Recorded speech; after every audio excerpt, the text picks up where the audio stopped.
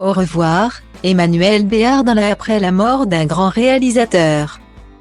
Le cinéaste Michel Deville, qui a fait tourner Brigitte Bardot, Romy Schneider, Jeanne Moreau, Catherine Deneuve, Jane Birkin ou encore Emmanuel Béard, est mort le 16 février à l'âge de 91 ans et a été enterré ce lundi 20 février.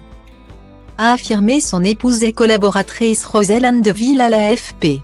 Nous ne l'annonçons seulement aujourd'hui car nous avons souhaité nous recueillir dans l'intimité familiale et Michel détestait les cérémonies. Point. Virgule a-t-elle précisé à l'agence France Presse. Le réalisateur de Péril en la demeure, décédé de vieillesse, selon son épouse, a été inhumé au cimetière de Boulogne-Billancourt, sa ville. S'il a fait jouer, entre autres, des acteurs de la trempe de Michel Piccoli, Jacques Dutronc ou Jean-Louis Trintignant. Il prétendait ne pas aimer la compagnie des hommes, metteur en scène qui a sublimé les plus grandes comédiennes. Il avait ainsi tourné avec Emmanuel Béard dans Un fil à la patte en 2005, adaptation de Feydeau à laquelle Charles Berling a participé et qui sera son ultime long métrage. L'actrice lui a rendu hommage en story sur Instagram en publiant une photo de lui en noir et blanc avec la légende suivante : « Cher Michel, au revoir. » Guillemets.